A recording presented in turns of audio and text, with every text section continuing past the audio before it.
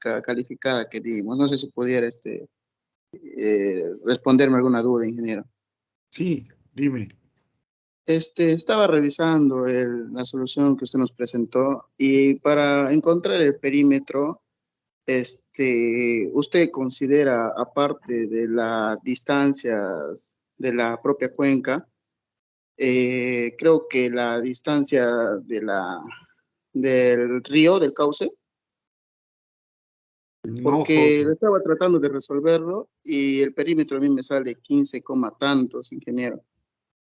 Y no llega a 20, pues considerando las distancias del río. A ver, voy a tratar de compartir, ¿ya? Práctica calificada del B.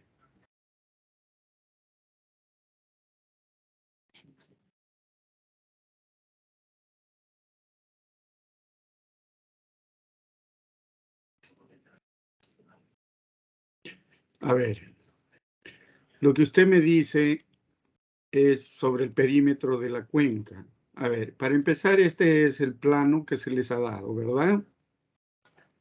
Bien.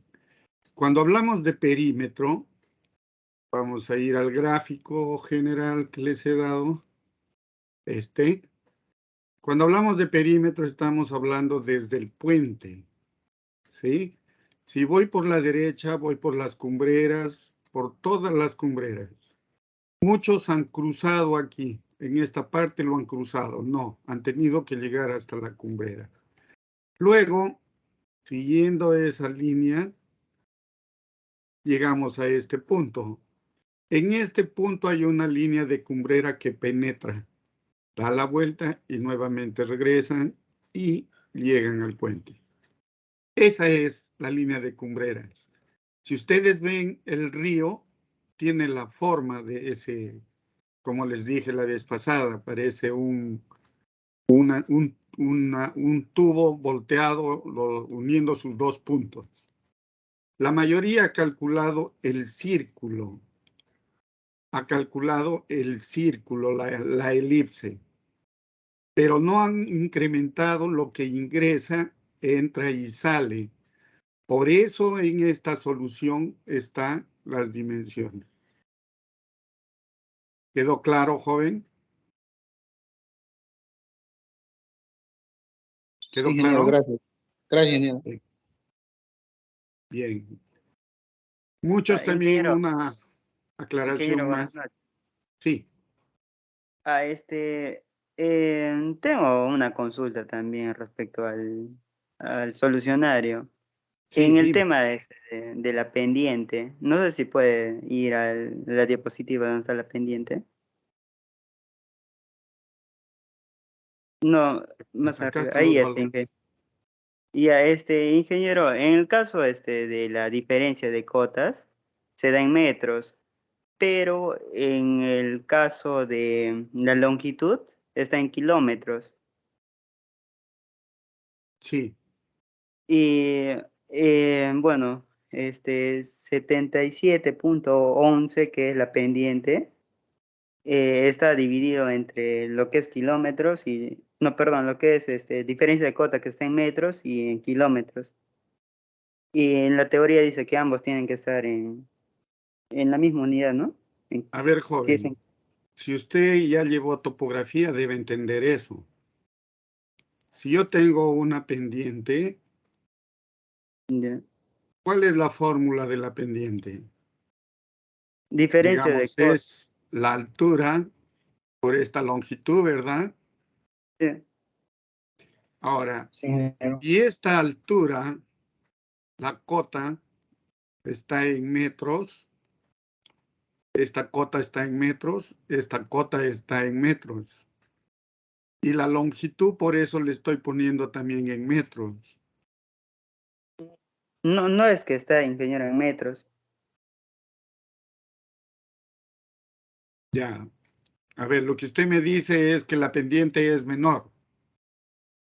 No, sale ¿Sí? 0.07711. ¿Qué cotas le ha puesto usted a la pendiente? Pero las que están ahí, la cota superior y la cota inferior. La cota superior es 1600 y la inferior es 825. Ajá. Sí, la diferencia dividida entre la longitud, ¿no? Que sería Claro, 10. kilómetros, que te va a Ajá. dar un número adimensional, no tiene unidades ese número. No, pero cuando hablas, ingeniero, de diferencia de cotas, tiene unidades, ¿no? Pero si tú restas 2 unidades, a ver, la fórmula es, a ver, hagámoslo así, ¿no? Altura Cuando superior está en porcentaje, yo sé que esa menos dimensión, ingeniero. altura inferior sobre longitud. Si esta longitud superior es metros y acá es metros, esto se anula. No, pero ingeniero, en el caso de la longitud, te estás tomando kilómetros. Y por eso es que sale 77 y tantos. 77. Ya entendí lo que estás diciendo. Sí, sí, está bien. Lo que tú dices, si está así, lo que estás indicando está bien. Es correcto. Ajá, ingeniero, sale, si la multiplicas por 100, saldría 7 grados y tanto, 7 dependiendo. grados y tantos, exactamente. Sí, Pero ingeniero, esa era eso, la duda. a ver, lo que yo te estoy pidiendo en las preguntas es, a ver, si yo te estoy pidiendo, lo que yo te estoy pidiendo es el coeficiente de compacidad. Acá no interviene la No, pendiente. para el tiempo de concentración, Para allá el sí. tiempo, la Claro, para el concentración, tiempo de ingeniero. concentración es lo que interviene en la pendiente. ¿Sí? Sí, ingeniero. Ahora, si todos los cálculos estuvieran bien, si hubieran tú has considerado, digamos, has considerado este tramo de la longitud. Ah, ingeniero, lo otro es que le quería explicar es que eh, según lo que usted está tomando, ¿Ya? es la pendiente de la cuenca, ¿no? Claro. Y bueno, Lo que te dice, a ver, si lees la fórmula en la teoría, dice la longitud del máximo recorrido, dice. ¿Me entiendes? Y la longitud del máximo recorrido, según el gráfico, es mira. Lo voy a poner con verde para que resalte. La longitud de máximo recorrido es el río. ¿Ya? El río llega hasta acá. Pero el máximo recorrido es hasta un punto de la línea divisoria, dice. Por eso está este punto acá. ¿Así lo has tomado? ¿dónde, ingeniero? No logro apreciar. Ya, ¿lo ves? El plano, la imagen está en el plano, ¿verdad? Sí. Ya. Tú ves el puente que está en el puente, ¿no? Donde vamos a hacer el cruce. ¿Listo? Sí, ingeniero. Ya. Comienza a haber líneas, aguas arriba del río. Tiene el río, una curva, 2 curvas, 3 curvas, 4 curvas y da vuelta y regresa nuevamente hasta donde termina el arroyo, ¿cierto? Sí. Esa es la longitud del río. Desde ahí tienes que sumarle la longitud del río hasta un punto en la divisoria. Esa es la longitud de máximo recorrido. Porque la longitud de máximo recorrido no es la longitud del río, es la longitud de una gota de agua que está en la línea divisoria y hace el recorrido total. Esa es la longitud de máximo recorrido. No es la longitud del río solo. A la mayoría le ha faltado sumar este pedacito, que es lo que recorre la gota de agua. Mm. ¿Se entendió? Sí, sí, por eso es el mismo, ingeniero. ¿Tú has Entonces, considerado ese valor? Esto ah, más o menos sí, sumaba algo de kilómetro, 2,5 kilómetros, creo. ¿Has considerado eso? no, ingeniero, a ser sincero, la parte que divide, no como la cuenca es como una U, Sí, pero yo le están, había considerado, yo le había pero figuran considerado las así, cuotas. ajá, Ustedes yo le deben había figurar. considerado redonda. No, no es así, para empezar. Ahora, hay otro dato que se les daba. Miren, ve. En la fórmula La consta- también está el LC, me parece que es la fórmula. Y ahí les está diciendo, en el punto D, determine el tiempo de concentración, considere C 0,3 y la longitud al centroide, lo que ustedes han hecho colgándolo con el hilito y toda esa situación, les digo, la longitud al centroide, o sea, el LC, la mitad del máximo recorrido. Si calculas mal el máximo recorrido, ya no tiene ni caso estar viendo todo, ¿no? Prácticamente está todo mal. Pero, Gino, la idea es, ¿entendiste tú por qué razón se da el máximo recorrido? sí, sí, ingeniero. Ya, bueno, a la mayoría yo lo que les he observado no es tanto de la pendiente, eso que eso ya se supone saben ustedes. Lo que yo he observado es que hayan considerado el L y el L sub C que les estoy dando. Porque recuerdan ustedes cuando hicimos en las clases de la cuenca, donde les dije que para el cálculo de la longitud al centroide había que medir esa longitud encima del río y de ahí trazar una perpendicular desde el centro de gravedad de la cuenca a la tangente de curva o a la longitud del río. Yo ya le estaba dando a ustedes esa distancia.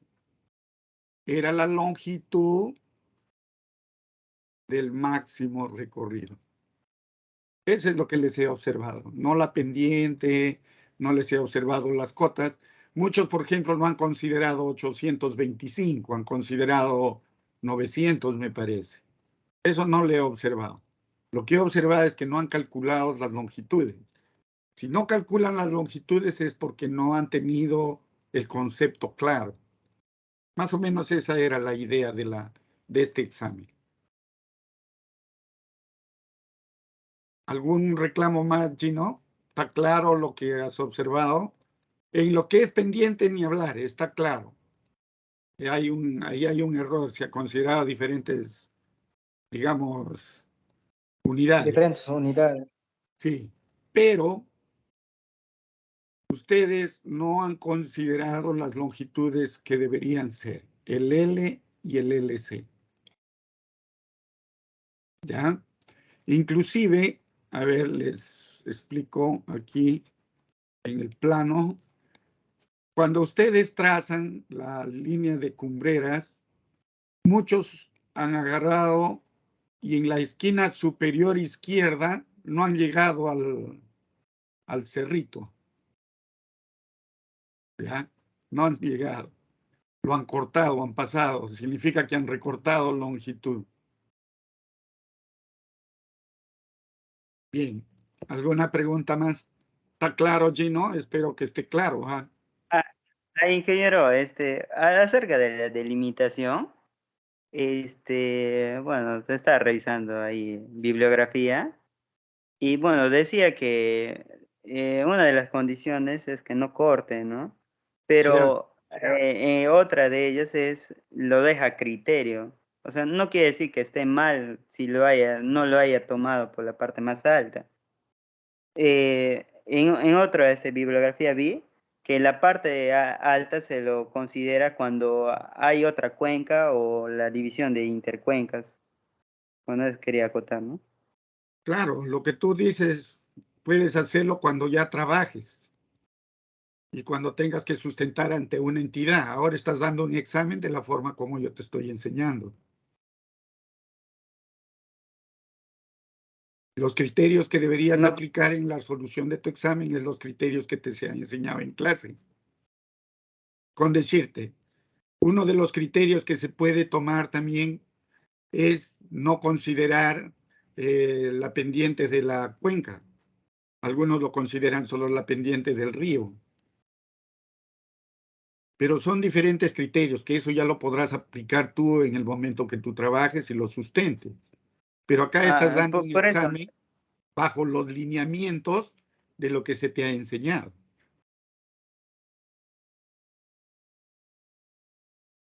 No, por eso, ingeniero, usted nos recomendó esos libros que Sí, están en el Drive sí. y lo he revisado y de acuerdo a eso también estoy haciendo. O sea, la pregunta clara es esta, Gino. Entiendo que quieras aumentar tu nota. Te pregunto, ¿has considerado el L como debe ser y el LC como debe ser, como está indicado en el examen? No, por eso le dije, ingeniero, yo le consideré como circular, ¿no? A la Entonces cuenca. está mal, Gino. No es así. La pregunta no era para eso. Según los criterios que te enseñaba en clase, no es así. Y si tú creías que era así, has debido colocarlo pues en el examen, ¿no? Bajo el criterio de tal libro, cápite tanto, como yo les pido cuando respondan una pregunta. Cuando respondiste las preguntas de la ley, ¿has puesto el artículo? No, Sí. ingeniero, me centré más en lo que es cálculo y bueno, Bueno, no me alcanzó el tiempo. la mayoría sí ha respondido y ha puesto el artículo. O sea, han sustentado su respuesta. Lo mismo has debido hacer para la próxima, Gino. Bien, ingeniero, gracias. Bien. ¿Cuál parcial, ingeniero? Eso ya tendrán que ustedes ver el examen cuando lo den. ¿Ya? Bien, jóvenes. Ingeniero, una pregunta. ¿Alguna pregunta Este, más? ingeniero, sí me llega a escuchar. Sí. Una de las razones por las cuales usted también considera el perímetro, esa parte que entra hacia la mitad del río, es Sí. porque en esa parte tenemos dos cumbres o dos pendientes altas, dos puntos altos. Claro, o sea, son cumbreras. Con Ajá, dos decirte, cumbreras. son dos cumbreras que unen, o sea, esa cumbrera está dividiendo a la cuenca. Y cuando tú lo trazas, con decirte, la condición dice que la línea de cumbrera no debe cortar ningún cauce, ¿no? No lo está cortando, pero está uniendo los puntos más altos. Y ese es un punto de los más altos. Con decirte, si tú lo ves la imagen del examen, te paras en esa línea de cumbrera y tienes a la mano izquierda una cuenca, una parte de la cuenca, y a la mano derecha otra parte de la cuenca. La que está a tu mano izquierda, la gota de agua que caiga tiene mayor recorrido que la que cae a la mano derecha. ¿Es cierto eso? Sí, sí, ingeniero. Entonces, ¿debes considerarlo o no? Sí. La respuesta es clara. Es así de simple la respuesta. Y este problema exclusivamente, específicamente ha sido para eso. ¿Alguna pregunta más?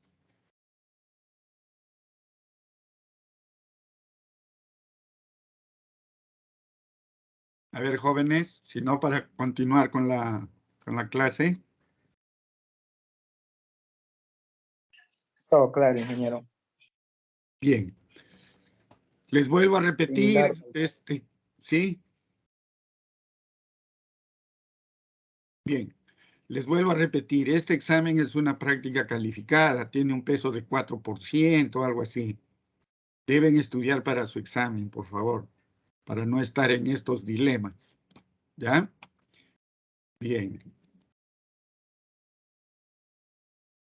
Nos vamos.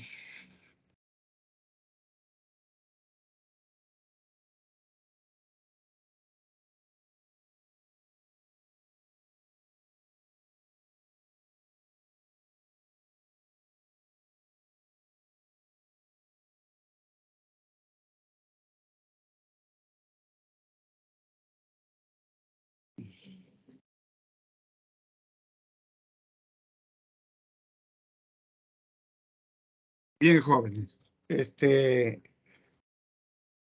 Ustedes ya saben que esta parte de la teoría solo va a entrar hasta la parte que ustedes conocen, entre comillas, que es determinarme la media, determinar la desviación estándar, la varianza, ese tipo de cosas.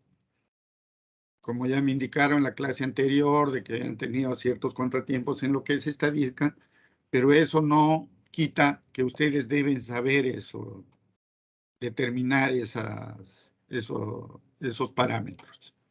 Bien, en la clase de hoy con esta clase ya se termina lo que es estadística, lo que es el análisis estadístico en hidrología, y con esto ya también terminaría la parte de hidrología. La siguiente parte que viene ya saben que es drenaje.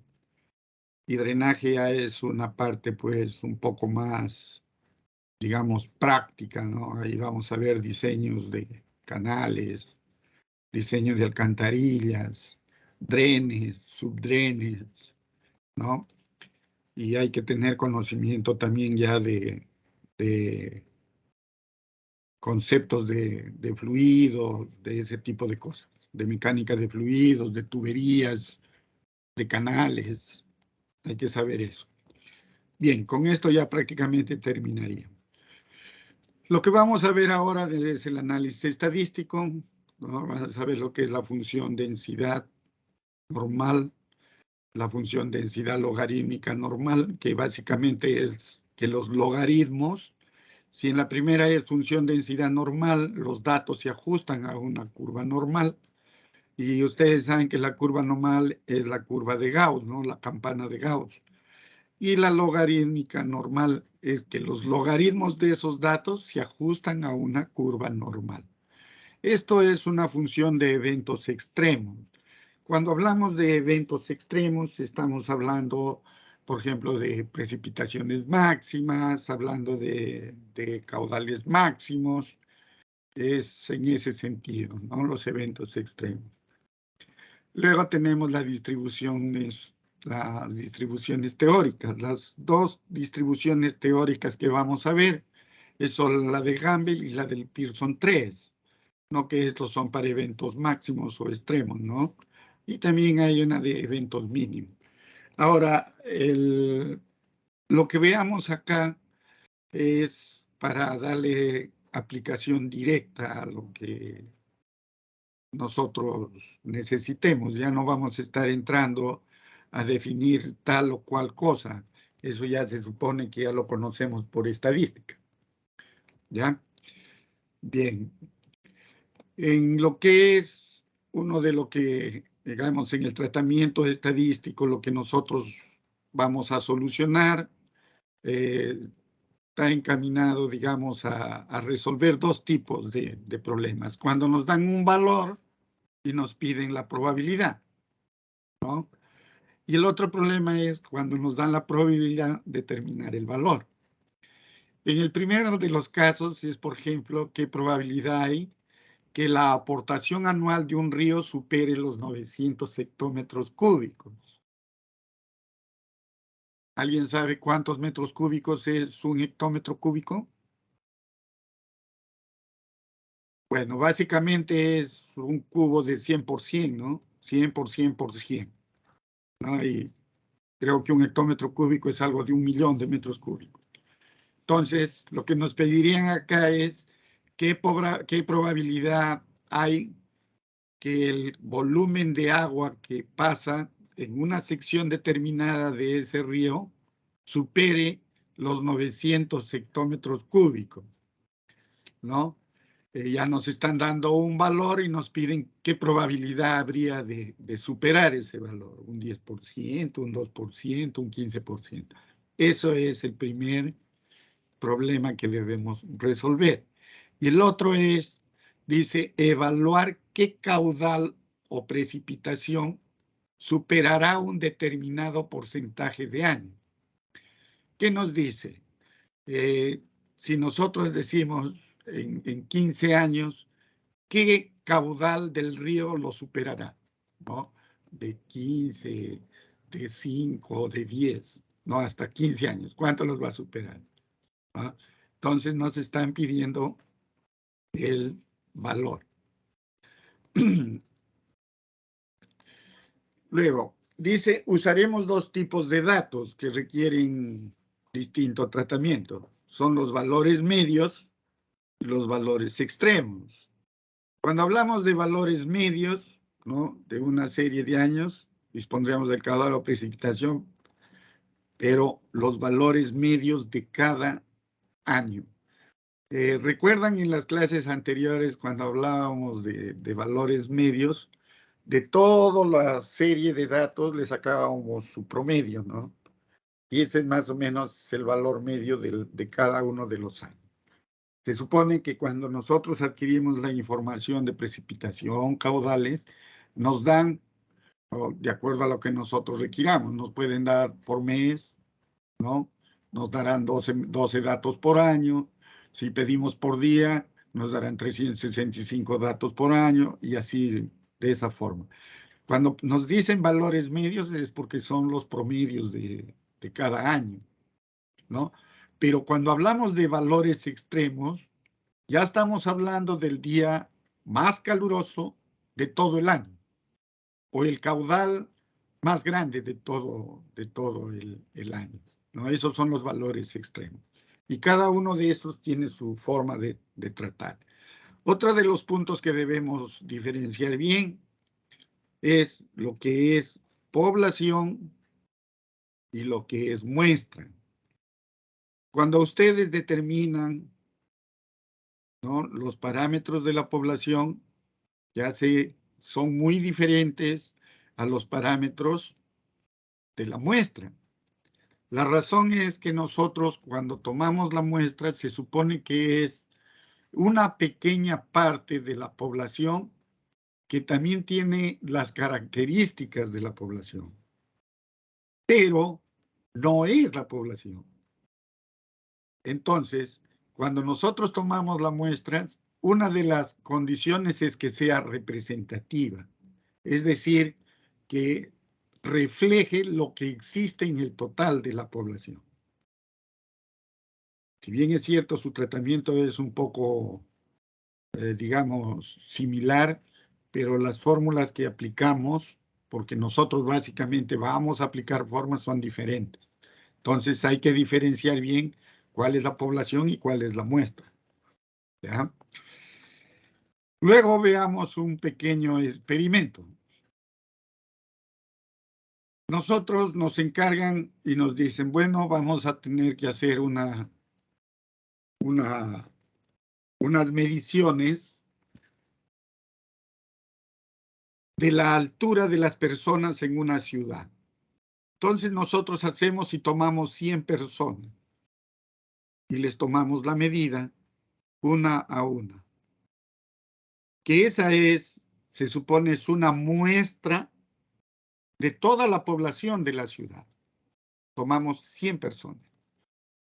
Luego, cuando ya los tallamos a todas esas personas, ya les hemos tallado, obtenemos una serie de datos, exactamente 100 datos. Y lo que hacemos es dividir digamos, en segmentos la altura. Tenemos una altura mayor y una altura menor. De repente la altura menor que obtengamos, por decir un número, 1,50 m. Y la altura mayor, de repente, 1,80 m, 1,90 m. Entonces, ese rango de altura lo dividimos en segmentos, de repente de 5 en 5 centímetros. Y decimos de 1,50 m a 1,55 m va a ser un rango. Y de todas las medidas que hemos tomado, de repente hay 5 valores. Esos 5 valores lo metemos a ese segmento, a ese intervalo de alturas. Y así sucesivamente. Y vamos distribuyendo a las personas por su altura en cada uno de esos intervalos. A las finales lo que yo obtengo es una gráfica como la primera, que está en la parte superior izquierda, ¿no? Obtengo una gráfica de esa forma para las 100 personas, que por estadística ya sabemos que es un histograma. Pero nosotros vemos y somos un poco más minuciosos en nuestro trabajo y decimos, bueno, con 100 no. Tomemos 1000 personas y hagamos el mismo trabajo.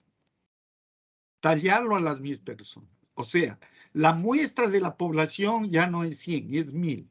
Y obtenemos la siguiente figura, la que está en la parte superior media. Luego, al ver que se está ajustando un poco, tenemos la duda de cómo será si tomo 10,000 personas. Y al tomar las 10,000 personas y elaborar el histograma, me da el que está en la parte superior derecha. De hecho, que si yo tomo las 100,000 o las 10,000 personas, de hecho que voy a reducir el intervalo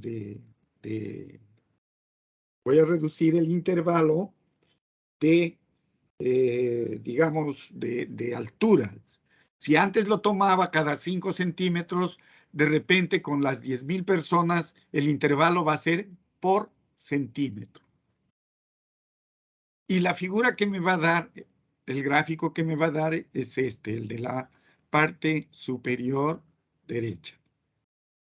Pero como somos un poco más ambiciosos y queremos realmente saber cómo se comporta o cómo es la altura de las personas en la ciudad, tomo 100,000 personas. La muestra es de 100,000 personas. Y lo que obtengo es el gráfico de la parte inferior izquierda. Y si ustedes notan, prácticamente ya se ha dibujado una pequeña curva en la parte superior de los segmentos. Ese gráfico, esa curva que une los puntos superiores del histograma, es lo que nosotros llamamos función densidad, ¿no? Ese es lo que llamamos función densidad. Si ustedes ven, cuando yo les digo que hay que diferenciar bien la muestra de la población, es por este efecto. Si yo tomo la muestra de 100, miren la diferencia que existe en la función densidad con la que he tomado 100,000 personas.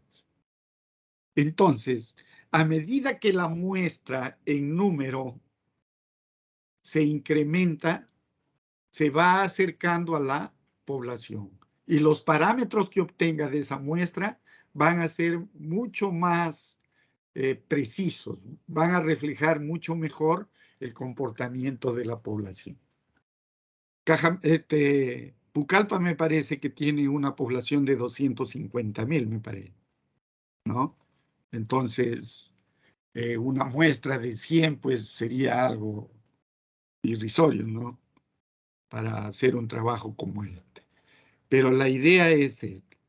La curva que une los puntos medios de las barritas es la función de densidad.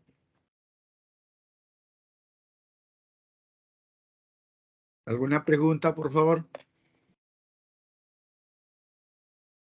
¿Se entendió el ejemplo?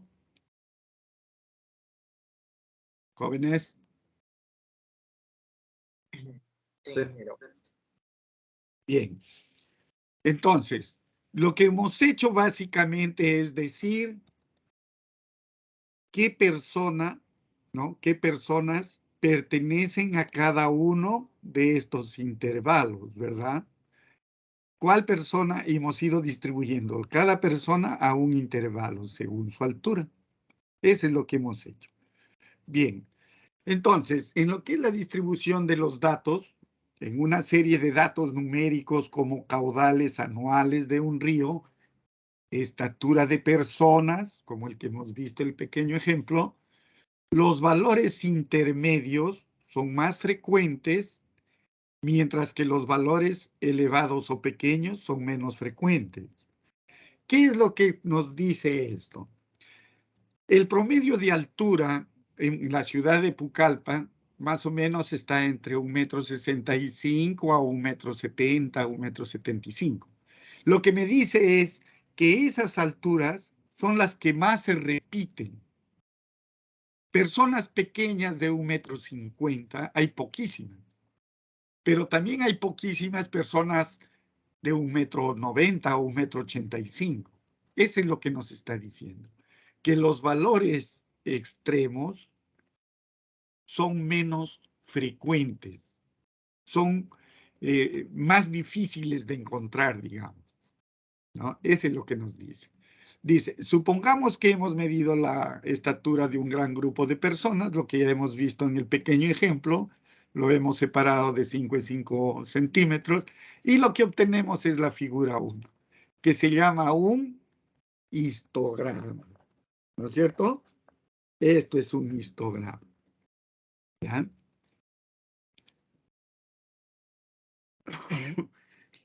Haciendo los intervalos más pequeños, pero necesariamente, como ya hemos visto en el primer ejemplo, tenemos que hacer más grande nuestra muestra. A las finales obtenemos esta curva, ¿no? La función densidad. Y si tiene esta forma, como ven en la pantalla, la figura 2, es una distribución normal, que es la distribución de Gauss, ¿no? Muchos, como dice ahí, muchos de los fenómenos en la naturaleza se ajustan a esta curva, ¿no? Inclusive, no sé si ustedes han escuchado o han intentado hacer ese experimento de tirar los dados, ¿no? O tirar un dado.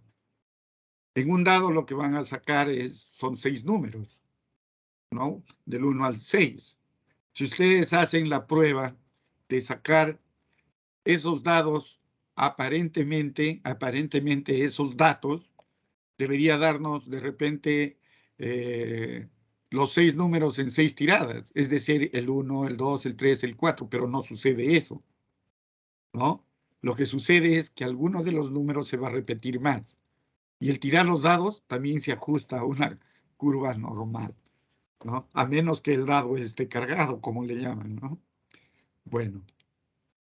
Ahora, si dice, en lugar de considerar cuántas personas quedan incluidas dentro de cada intervalo, como hemos hecho en el ejemplo anterior, consideramos cuántas personas quedan incluidas hasta ese intervalo, ¿no? Es decir, en ese y en todos los anteriores.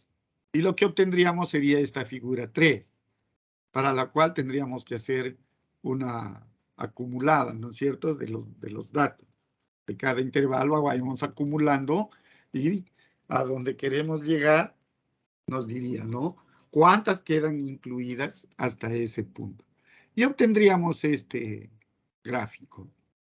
Y a las finales, si unimos los puntos medios de la parte superior, vamos a obtener esta curva, ¿ya? Y esta curva sería la función distribución. Que las dos curvas nos dan la misma información, ¿no es cierto? Pero de diferente manera, ¿ya?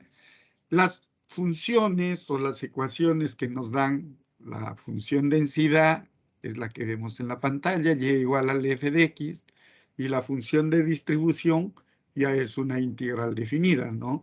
Que nos dice hasta cuándo. Si ustedes ven el menos infinito, se supone que ya estamos en la rama izquierda de la gráfica. Les voy a regresar a la imagen. Vamos a avanzar una imagen. Desde el menos infinito, o sea, del cero más allá, el menos infinito, hasta un punto. Este punto superior, acá, es el límite de la integral, el x, ¿no? Es la integral de la función esta. Esa es la función distribución. Bien.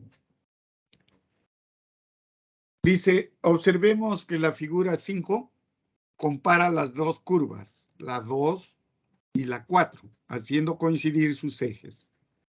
Y lo que nos están pidiendo es qué altura, ¿no? ¿Qué porcentaje hay? Hasta 1,81 m. Y según el cálculo de la curva, nos da 0,9, o sea, el 90%. La característica fundamental de esta curva es que el área de la curva, el área bajo la curva, suma, ¿alguien me puede decir? ¿Cuánto es el área bajo la curva? 1. 1, exactamente. El área bajo la curva es 1. Ahora, la suma de todas las áreas de estos segmentos, ¿cuánto es? Franklin. Ingeniero. ¿Cuánto es el área, o mejor dicho, cuánto vale la suma de todas estas áreas, de estos segmentos, de estas barras? Tendría que llegar a 1, al 100%. Exactamente, es el 100% que equivale a 1, ¿no es cierto? Esa es la característica fundamental de esta curva, ¿no? Que suman 1. Y en base a eso ya podemos determinar.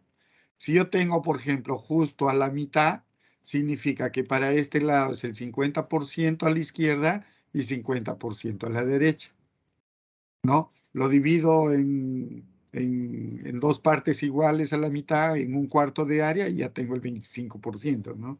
Entonces, eso es la característica de esta curva. Bien.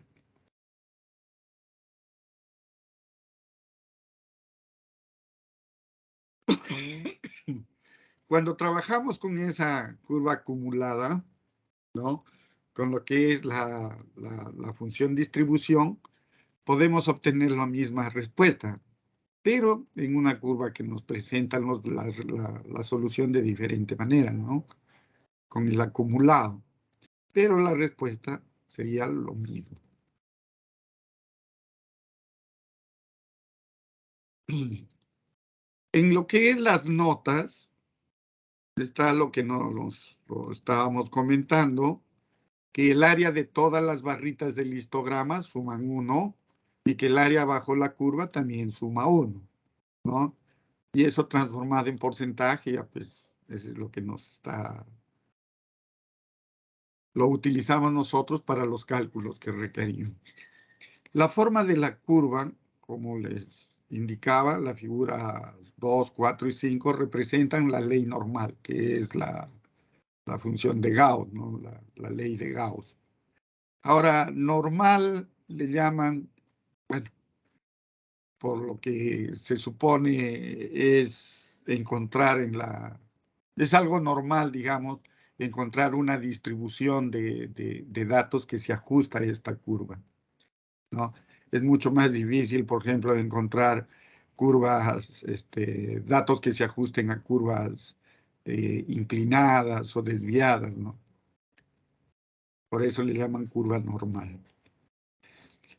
En lo que son distribuciones simétricas y asimétricas, dice cuando no hay la misma proporción de valores pequeños que de grandes. Cuando hay, digamos, la incidencia de valores pequeños sea mayor o de grandes sea mayor que el resto, la curva se inclina a un lado. Y la curva que nosotros estamos viendo en pantalla es la que corresponde a la ecuación de Gamble, ¿no? La función de Gamble, ¿ya? Es una que se inclina a la izquierda. ¿Lo ven? es una que se inclina a la izquierda. Es una distribución asimétrica, ¿no? La normal es simétrica y la de Gamble es asimétrica, ¿ya? Dice que este tipo de curvas asimétricas, pues, tenemos también la Pearson 3, que es otra de las que vamos a ver más adelante. Lo que sucede es también que en algunos casos los valores no se ajustan digamos, no se ajustan a la curva normal, pero los logaritmos de esos valores sí se ajustan a la normal, y esas se llamarían las log normal. Pero otros datos no se ajustan, ni los logaritmos ni los valores mismos, pero sí se ajustan ya a la Gamble o puede ser a la Pearson. Aparte de estas también tenemos otras, un montón de curvas, ¿no? Y solo vamos a ver estas dos, ¿ya? Lo que nos indica también es que cuando el pico de la curva está, digamos, inclinada a la izquierda, ¿no? Se denominan positivas, y cuando están inclinadas a la derecha se denominan negativas, ¿ya? Abajo hay una notita donde dice que en hidrología los valores medios, o sea, los promedios que obtenemos de nuestros valores, precipitaciones o caudales, se ajustan a la distribución simétrica, o sea, a la de Gauss, a la campanita, ¿no? Pero los valores máximos o extremos que le llamamos se ajustan a las asimétricas, o bien a la Pearson o a la Gamble, ¿no? Eso también hay que tenerlo un poco, hay que tenerlo presente, mejor dicho. Esto de acá que estoy poniendo, que es lo de desviación estándar y lo que es la media, ¿no? Esto ya es solo para que ustedes recuerden, esto ya lo conocemos, ¿no? Y bueno, solo para que ustedes recuerden, ¿ya? Los valores, pues, cuando están en una serie, nosotros necesitamos conocer ciertos parámetros para caracterizarlo. Y los parámetros que normalmente se calculan es la media y la desviación estándar, ¿ya? Y eso, bueno, su cálculo es simple, ¿no? Es aplicar solo la formulita. Aquí donde en la formulita que están viendo, n es el número de valores, ¿no? X es el dato y el X rayita es la media, ¿ya? Su cálculo ya eso es simple. En este pequeño ejemplo estamos indicándole que las dos series de datos tienen la misma media, 23, pero su desviación estándar es diferente, ¿no? La desviación estándar. Entonces, la desviación estándar es lo que me da, digamos, cómo se dispersan los datos respecto a la media. Si están, digamos, todos muy cerca a la media o están muy alejados de la media, ¿no? Eso es lo que me da la desviación estándar, ¿ya? También su cálculo es relativamente sencillo. Lo que sí tienen que ustedes tener, digamos, cuidado es si es una muestra, si es la población, porque los valores que se calculan son diferentes. Por ejemplo, acá el n-1 nos indica que es a la muestra, ¿no? Cuando es n, cuando vean n en el denominador, se refiere a la población.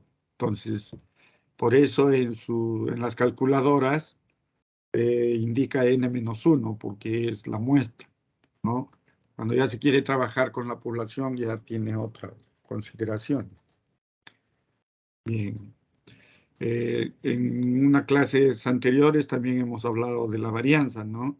Y la varianza es, pues, el cuadrado de la desviación estándar, ¿ya? Uno de los parámetros que también se utiliza, que, bueno, lo he indicado en la parte un poquito más atrás, es la mediana. Se considera, por ejemplo, la mediana Para empezar, la mediana es un parámetro que divide a la muestra en dos, ¿no? Mayores que y menores que. Si, por ejemplo, hiciéramos un pequeño experimento y en un pueblo, digamos, de gente, agricultores, campesinos, hacemos una encuesta y sacamos, por ejemplo, un dato, su promedio de ingresos mensuales.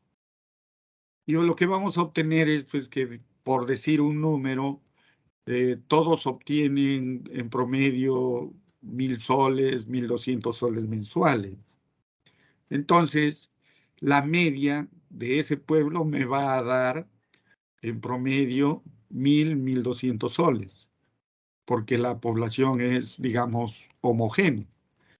Pero ¿qué pasaría si en ese pueblo se va a vivir un multimillonario porque le pareció pintoresco el pueblo? Y ustedes también lo encuestan. Y el poder adquisitivo del señor es muchísimo, muchísimo más alto que las personas del pueblo. Y si ustedes utilizan la media, simplemente ese parámetro estaría distorsionado. ¿Por qué razón? Porque no se ajustaría a la verdad. Porque el promedio, digamos, de adquisición de ese señor, entre comillas, digamos, sea 10.000 soles. Si ustedes calculan la media, el promedio de toda esa muestra va a tender por lo menos a más de 5.000, 4.000 soles en promedio. Y eso no es lo real. Para evitar ese tipo de efectos en nuestros datos, de que se distorsionen, se utiliza ese parámetro que es la mediana, ¿no? Y lo que hace es dividir. Dice ya la mitad de datos para arriba y la mitad de datos para abajo. Y en base a eso se calcula. Pero eso ya son casos muy, muy puntuales y no, digamos, no lo utilizamos nosotros porque, bueno, no es un tratamiento estadístico de datos de esa naturaleza. Nosotros utilizamos caudales, precipitaciones que no tienen casi ese comportamiento. Aunque ahora con lo que es el cambio climático, pues a veces se presentan lluvias extraordinarias que nunca se han visto, pero eso ya tiene otro tipo de tratamiento, ¿no? Los efectos del fenómeno del Niño también tiene a un tratamiento un poco más complicado, ¿no? Porque en sí ya no se ajusta a lo que normalmente veíamos, ¿no? Ahora ya no, el Niño tiene unos altos y bajos por este asunto del cambio climático, que a veces ya no se ajusta a lo que ya nosotros conocíamos. Entonces, existe también otro parámetro que es el coeficiente de variación, que es la desviación estándar entre la media aritmética. Y este coeficiente de variación es lo que nos dice en realidad cómo está, ¿no?, dispersadas los datos alrededor de la muestra. Este coeficiente de variación es un parámetro muy, muy utilizado, ¿no? Lo que es puntuaciones estandarizadas, lo que nosotros estamos haciendo digamos, hasta el momento, es decir, yo tengo la media. Según mi gráfico, lo vemos acá en el grafiquito siguiente. Yo tengo la media, ¿no? Suponiendo, calculo mi media y me da justo en la mitad. Cuando yo calculo con mis valores, lo que digo es, si mi media, por ejemplo, en promedio es 4, entonces yo voy a tener valores, por ejemplo, de 5, un valor de 6 o un valor de 7, ¿no? Y esos valores van a estar a la derecha de la media. ¿Cuánto es la media? 4, y van a estar a la derecha. Pero también puedo tener valores menores que la media. Y puede ser, digamos, 3, 2 o 1, ¿no? Y esos van a estar a la izquierda. ¿Pero qué estoy utilizando? Valores de mi muestra. O sea, valores que yo he recogido del campo. Mis valores, mis datos de mi serie. Pero utilizar valores estandarizados significa que en vez de utilizar esos datos de la muestra, lo que yo hago es, con el promedio y la desviación estándar, digo, ese dato, ¿cuántas veces la desviación estándar se aleja? Y lo que ustedes están viendo en la gráfica es eso. El más 1 es una desviación estándar. Más 2, 2 desviaciones estándar. Más 3, 3 desviaciones estándar a la derecha. Como también puede ser a la izquierda. A eso es lo que se refiere las puntuaciones estandarizadas. ¿Y cómo se calcula ese valorcito 1, 2, 3? Con este valor de Z. Que por lo general, esto es lo que aparece en los cuadritos o en las tablas de funciones, ¿verdad? Ahí te aparece cuadros 1, 1.1, 1.2, 1.3 y así sucesivamente. Eso es Z, ese valor es el Z, o sea, el número de desviaciones estándar, o bien a la derecha o bien a la izquierda, que se incrementan o decrementan, ¿ya? A eso se refiere lo que es puntuaciones estandarizadas.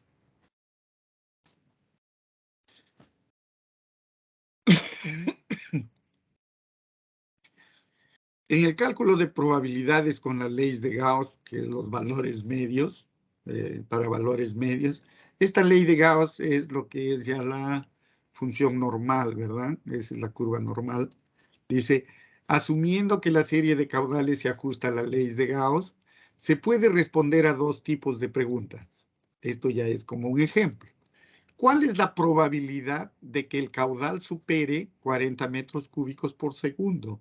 O bien, ¿cada cuántos años se superará el caudal de 40 metros cúbicos por segundo? Lo que nos dice arriba, supere 40 metros cúbicos, es lo mismo que nos están diciendo abajo, ¿no? Y la otra pregunta es, ¿qué caudal será superado un 2% de los años? O lo que es lo mismo, ¿cuál es el caudal superado cada 50 años? ¿Cómo salió el 2% y el 50 años? Simple, ¿verdad? El 2% es 1 sobre 50. Es una probabilidad. Una vez cada 50 años. Entonces, es un porcentaje del 2%. ¿Ya? Y ahí salió. ¿Ya? Ahora, nos dan como datos adicionales que la media aritmética es 29.8 metros cúbicos por segundo y la desviación estándar es 8.1. Si ustedes ven, notan, le prestan atención, la media aritmética es 29.8. ¿Qué significa? Que el valor que nos están pidiendo, que es 40, el que nos están dando, los 40 metros cúbicos, es mayor a la media. Es decir, va a estar de la media al lado derecho. ¿Ya? Hay que tener, digamos, claro esa situación. Porque también nos podrían dar que el valor sea menor a la media. ¿Ya? Dice, solución a la primera pregunta, del valor a la probabilidad. ¿Cuál es el valor? 40. Menos la media entre la desviación estándar. Ya hicimos la estandarización. Y lo que nos está diciendo es que el 40, ese valor 40, está 1.26 desviaciones estándar a la derecha de la media. ¿No? A la derecha, yo le digo a la derecha por lo que en la gráfica está a la derecha, sino que acá nos indica por encima, dice, por encima de la media, ¿no? Mayor a la media. Luego calculamos, ¿no?, la probabilidad de que Z sea mayor o igual a 1.26, o sea, ese valor estandarizado. ¿Cómo aplicar la ecuación de Gauss? No es simple, lo sacamos ¿de dónde? De tablas. Y lo que hacemos es el 1.26, que es esto, acá está el Z.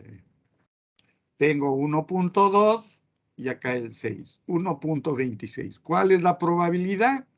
La que está indicado en el cruce de los dos segmentos, que es 10.38%, se supone, ¿no? Y que graficándolo ya me daría esto, ¿no? Superar el valor, el 10.38 y el 1.26. Que el 1.26 es el Z, se supone, ¿no? Por eso les estoy diciendo 1.26 a la derecha. Pero como valor está sobre la media. Pero en el gráfico está a la derecha. Bien.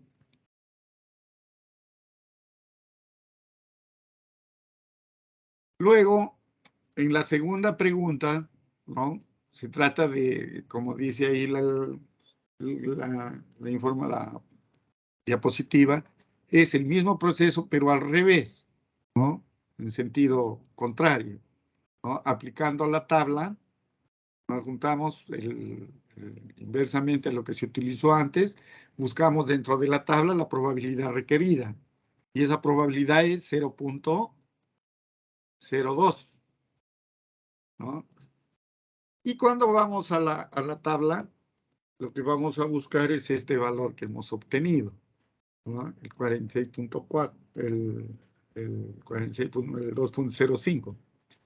Y lo que vamos a obtener está acá, 0.02, y lo que obtenemos es el 2.05.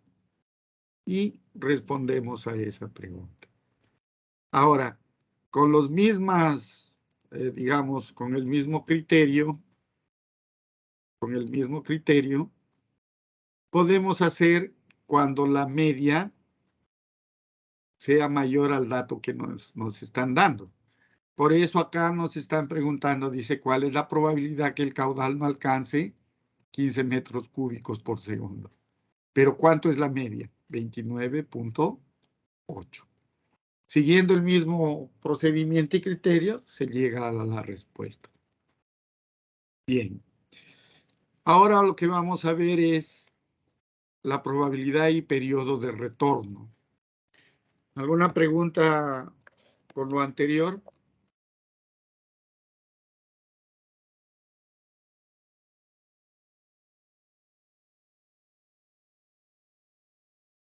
A ver, jóvenes.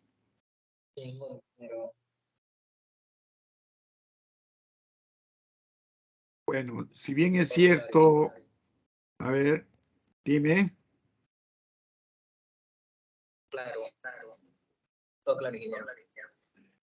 Si bien es cierto, esta partecita de repente no va a entrar en el examen, pero ustedes deben estudiar esta parte.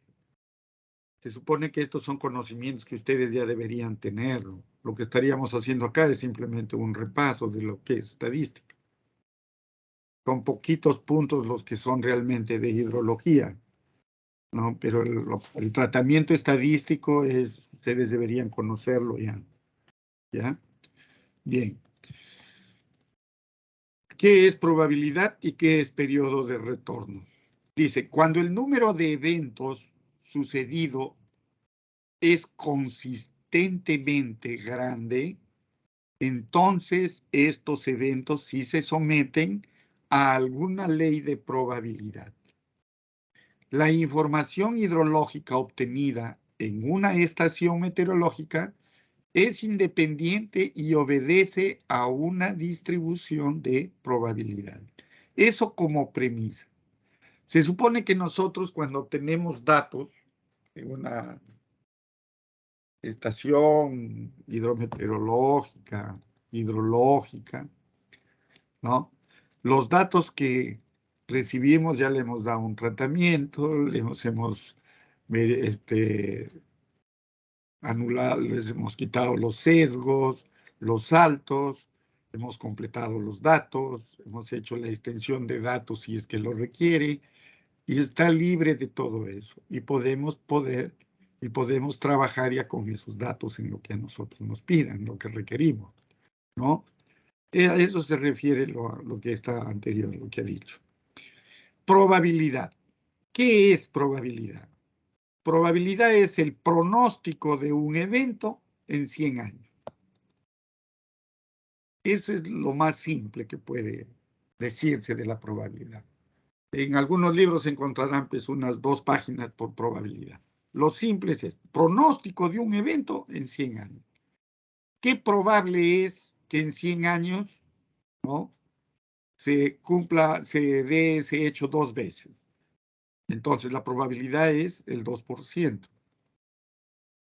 Si la probabilidad es 50%, significa que se puede dar 50 veces cada 100 años. No es 1000, no es 50, no es 10, es en 100 años. ¿Ya? Entonces eso sí hay que tenerlo claro. La probabilidad es cuántas veces se puede dar en 100 años. ¿Ya? Esa es la probabilidad. Ahora, ¿y qué es periodo de retorno?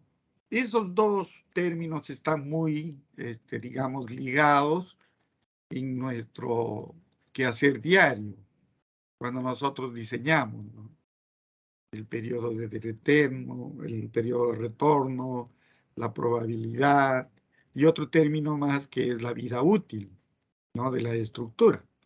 Entonces, el periodo de retorno, dice, es un intervalo promedio en años entre la ocurrencia de un evento y otro de igual o mayor magnitud. El TR, el símbolo que lo representa el periodo de retorno, es la periodicidad con que se da el evento. Y es 100 entre P. Se supone que acá pues está en porcentaje, ¿no?, para que sea 100 entre, si no sería 1 entre P. Esa es cuestión de interpretar. El 2%, 100 entre 2, 50, un evento cada 50 años. Cuando es 50%, un evento cada 2 años. Tiempo de retorno, periodo de retorno para cada tipo de obra. Es decir, cada tipo de obra tiene un periodo de retorno. La probabilidad está ahí vinculada al periodo de retorno, de acuerdo a esta fórmula empírica que es de Weinberg. Eso ya lo van a ver en los ejemplos que les voy a hacer llegar. ¿Ya? Es una que utiliza el número de orden de los datos y ahí nos va a dar la probabilidad de cuánto se repite ese hecho. N es el número de registros de la serie y M es el número de veces que el evento es igualado o superados en esa serie. Los valores extremos, para datos de valores extremos, ya hemos comentado que lo que se utiliza es la distribución de Gamma, ¿no? Y como ejemplo tenemos pues que la serie de los valores extremos, que son series de años, el día más caluroso, por ejemplo, la mayor precipitación de cada año, esos son valores extremos, ¿no? Y para el estudio de esas series, lo que utilizamos es la serie de Gamma. Bien, la distribución de Gamma. Y la función es esta. Bueno, también le llaman doble exponencial por esta particularidad que tiene, que no es aparentemente complicada, pero no es así. ¿Ya? Y esta es la función de la distribución de Gamma. Es decir, nuestros datos de nuestras series se ajustan a esta curva. Y el tratamiento que le demos será verificar si realmente se ajusta a esta curva. Ese es el análisis estadístico. Ver que realmente se ajusta a esta curva.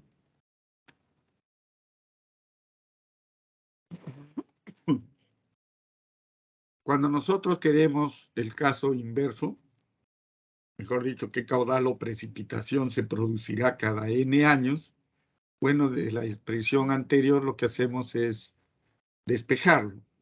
Ustedes saben que para despejar una función exponencial en logaritmo en base E, el número E de Euler, lo que hacemos es aplicar logaritmos naturales, ¿no? Y eso es lo que se ha hecho, han aplicado logaritmos naturales y se despeja. Y ese es hacer la cuestión inversa. Acá hay un ejemplo que les estoy poniendo. Si bien es cierto, lo he sacado de un libro ahí, está muy bien explicado de cómo se utiliza, ¿no?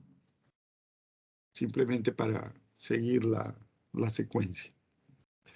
Estos son los valores que nos da el problemita y en el caso inverso, ¿no? Cuando queremos calcular el retorno en 100 años. Otro término que debemos utilizar es lo que llamamos riesgo de fallo.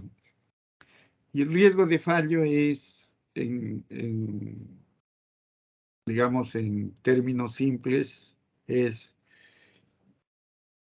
qué riesgo es lo que yo quiero asumir para esa estructura, ¿no? ¿Qué valor de ese riesgo quiero asumir para esa estructura? Y la fórmula de cálculo es esta que vemos acá. R es igual a 1 menos 1 sobre él, la probabilidad del periodo de retorno. A ver, hay un ejemplo al respecto de esto para que lo visualicen mejor.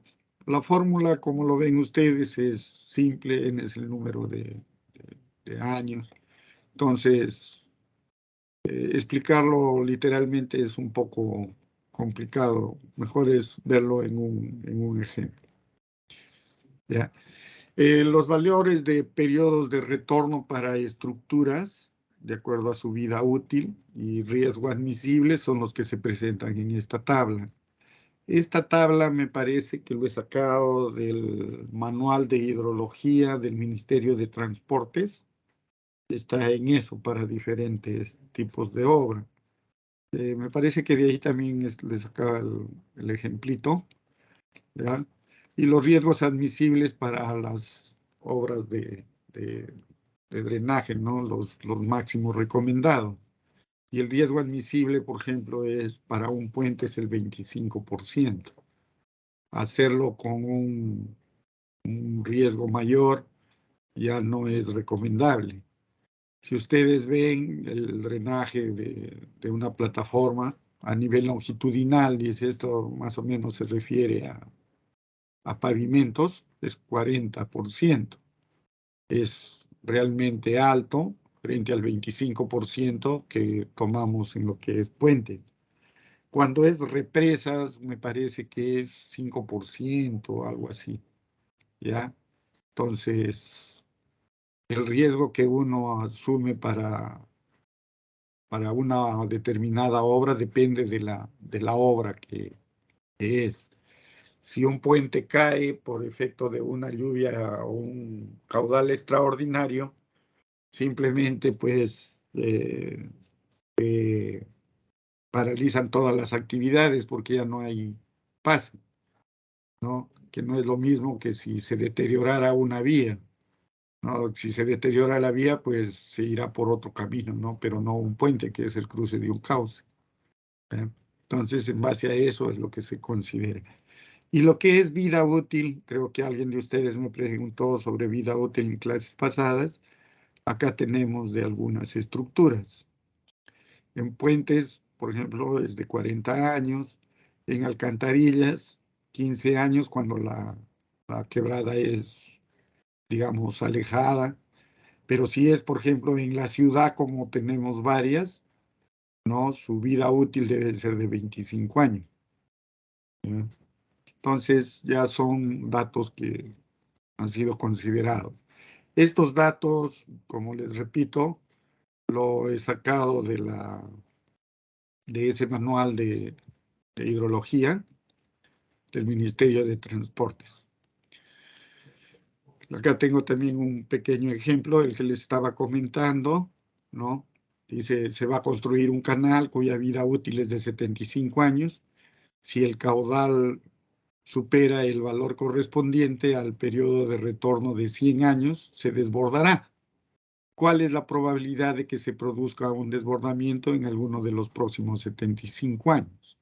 Reemplazando los valores, nos da 52.9%, ¿no? Y si nos vamos a verlo en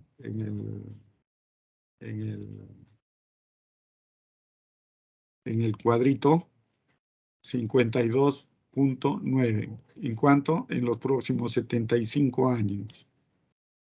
¿Y cuánto es la vida útil de un canal, de un drenaje? 15 años, ¿no?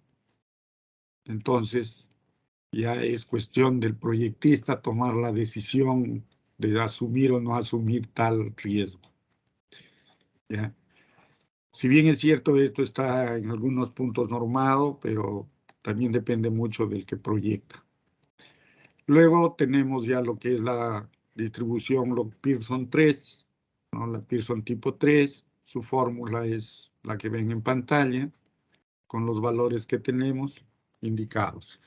El proceso digamos, de deducción es lo que hemos visto anteriormente con la fórmula, con la campana de Gauss. Ese mismo procedimiento es lo que se utiliza para la Gamble y la Pearson tree.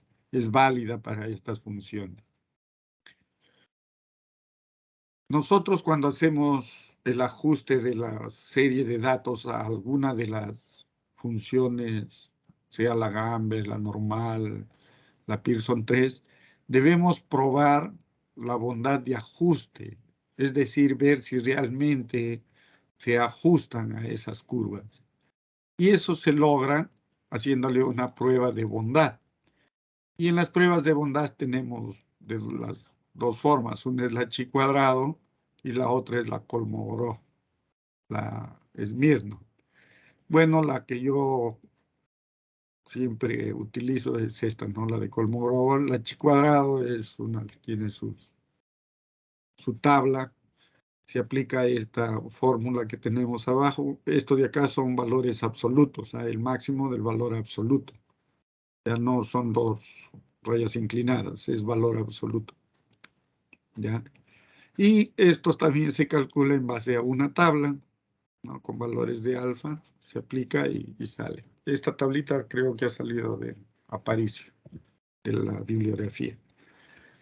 Luego, lo que les estoy dando es estas direcciones en internet para que ustedes desarrollen estos ejercicios, no tanto como para su examen, sino para que ustedes tengan conocimiento de cómo se desarrolla. Y viéndolo, desarrollándolo, van a ver que no es complicado, es simplemente aplicar las fórmulas que tenemos ahí.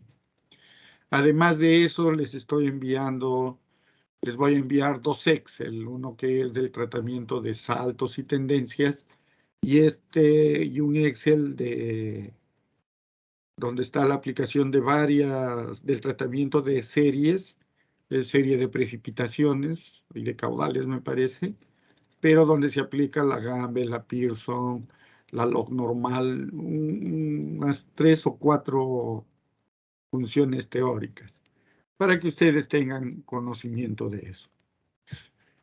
Bien, ¿alguna pregunta, jóvenes?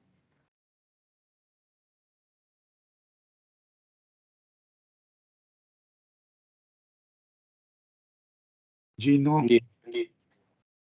Angelo, Entendido, ingeniero. Todo conforme. Ingeniero, una pregunta. dime. Voy a regresar a donde está la parte de los riesgos admisibles. Los riesgos admisibles. Sí, en esa tablita siguiente. El cuadrito donde aparece. Esta. El Este de siguiente, donde riesgo. están. Esos Esta valores se pueden o considerar esta. como. Ajá, esa de ahí. ¿Ya? Esos valores se pueden considerar como un nivel de confianza. A ver, Estos valores que nosotros tenemos en el riesgo admisible, es decir, ¿qué es lo que cuando tú calculas el riesgo, dices, no? El volumen, el caudal que yo estoy calculando va a ser superado en 50 años, o de repente en 75 años, o de repente en 100 años, va a ser superado, ¿sí? Cuando tú lo regresas y lo calculas con la fórmula del riesgo admisible, te puede dar, digamos, 52, 58, 40, ¿cierto? Entonces, ¿tú qué dices? Si puede ser superado en 75 años, el riesgo que se produzca es de 52%. ¿Tú asumirías eso? Sabiendo que la vida útil de la estructura es, por ejemplo, 40 años. ¿O la importancia de la estructura no lo merece? Por eso te están dando valores, algunos valores. Por ejemplo, en un puente. El puente te dice que el riesgo admisible debe ser 25. Pero cuando tú calculas, digamos, tu puente tiene para un caudal de 100 cubos, por ejemplo, por decir un número, 100 metros cúbicos por segundo. Pero cuando haces todos tus cálculos, cuando has recogido tus datos, ya has hecho digamos, tu eliminación de saltos, tus correcciones de tendencias y todo eso. A las finales calculas que tu caudal de diseño es 190 metros cúbicos por segundo, ¿no? Pero calculándolo todo, dices tu puente puede resistir hasta 100, 120 metros cúbicos por segundo, con todas sus cosas. Haciendo tus cálculos, dices, ¿en qué tiempo, en cuántos años, en qué porcentaje de años, en qué porcentaje será superado ese caudal? ¿Qué probabilidad hay de que lo superen a ese caudal? Puede ser 10%, 20%, 50%, en 70% de los años. Entonces, lo que te dice es, si tú, por ejemplo, obtuviste en un 25%, significa que tu puente está dentro del riesgo admisible. Pero si tú obtuvieras 15%, significa que debes rediseñar. Porque tu riesgo es menor, o sea, es más rápido que se dé. ¿Me entiendes? ¿Se entendió eso? Sí, ahora sí. Bien, jóvenes. ¿Alguna pregunta más?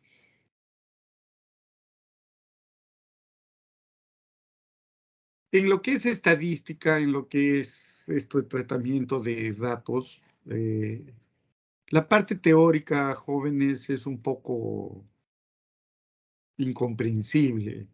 Y mucho más de repente si alguno de ustedes no me entiende. Pero esto se aclara muy bien cuando ustedes agarren papel y lápiz y resuelvan el problemita que se les está dejando. El problema ya está resuelto, ahí están resueltos. Sigan la secuencia y ahí van a entender claramente para qué viene cada dato, por qué se toma ese dato, por qué esta desviación estándar, por qué esa. Yo siempre he dicho, matemática, los cursos de ingeniería no se aprenden leyendo ni hablando como hacemos en nuestras clases virtuales. Sería otra cosa si estuviéramos, digamos, en una pizarra y se tendría que resolver el problema de frente, ¿no? Esto es así, así viene de acá y va allá. Sería mucho mejor, digamos, ¿no? Pero en estas clases virtuales, pues, hay mucha limitación para quizás para poder explicarles con mejor amplitud y todo ese tipo de cosas. Pero bueno, se hace lo que se tiene a la mano. Bien, jóvenes, voy a completar la lista. El señor Ángelo Rosales, Presente, ingeniero. Gino Perales, Presente, ingeniero. Silvia Castro. Presente, ingeniero. Bien, están todos. Ingeniero, joven. tengo una pregunta. ¿Alguna? ¿Sí? ¿Alguna cosa? Ingeniero, con los temas, Sí. con los temas de que nos está dejando los problemas, y esos links que está dejando más el Excel que nos va a enviar, esos son los ejercicios, tipos que, similares o con los cuales nos podemos guiar para el examen parcial, ¿verdad? Están muy preocupados por su examen. Ustedes nunca han dado exámenes, jóvenes. Se supone que el ingeniero no creo que les diga qué les va a tomar. Pero a ver, no me gusta que estén preocupados. Tomen la vida con calma, jóvenes. Ustedes están en proceso de Queremos desarrollo y aprendizaje. A ver, tengo entendido que ustedes han tenido problemas en el desarrollo de su curso de estadística. Eso ya me lo han dicho en varias oportunidades. Pero lo que sí tienen que ustedes aprender sí o sí es el cálculo de la media, la desviación estándar, la varianza. Eso sí tienen que hacerlo, porque eso es estadística básica, es estadística descriptiva. En eso van a invertir 1 hora de su tiempo y lo van a repasar. El resto, no les voy a tomar. Lo que es funciones de distribución, funciones de densidad, eso no les voy a tomar. Pero sí van a tener que calcularme de repente la media, la desviación estándar de alguna serie de datos. Así que estudien. Y lo que sí tienen que estudiar es todo lo anterior. El examen es todo lo anterior. Si bien es cierto, ya estamos haciendo una concesión por esto, pero tampoco se les va a dar servido, pues. Lo que uno no sufre, no le cuesta ganarlo, pues simplemente se desprecia. Así que ustedes tienen que estudiar estadística. Al menos esa parte. Deben saber. ¿Ya? Ingeniero, una consulta. ¿Qué tanto por ciento de teoría va a venir? Si gustas, te lo envío a tu correo el examen para que ya lo vayas resolviendo. No, solamente Allá. Eso es para potestad el del profesor. porcentaje. Esa es Ya, potestad ya. del docente. Tú estudia lo que debes estudiar. Para eso tienen ustedes sus apuntes. No les tomo, ustedes ya les he demostrado. Yo no busco preguntas rebuscadas para que ustedes caigan. No, señores. Yo les tomo lo que les enseño y lo que está en sus apuntes. Lo único que se va a prohibir es el celular. Nadie va a dar con celular. Lleven de repente sus calímetros, lleven sus cosas. Es un examen parcial. Así que vayan preparados. ¿Ya? Bien, jóvenes, ¿alguna cosa más?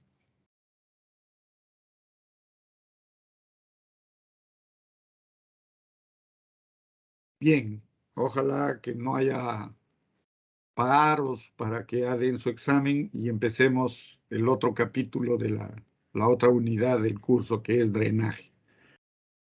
Para drenaje, por favor, jóvenes, les recomiendo estudien lo que es mecánica de fluidos y estudien mecánica de suelos, la parte de que es flujo de agua en medios porosos, ¿no? Tienen que saber coeficientes de permeabilidad, granulometrías de suelos, todo ese tipo de cosas. Vamos a estudiar drenaje, ¿ya? Y no vamos a estudiar drenaje agrícola, como lo que aparece en la pantalla de internet. Vamos a estudiar drenaje para obras de ingeniería, para estructuras. Van a haber drenes, subdrenes. Para eso necesitan estudiar eso, saber eso. Lo que es en el tema de flujo en medios porosos, ustedes saben que existen filtros. Esos filtros tienen diferente grandeza.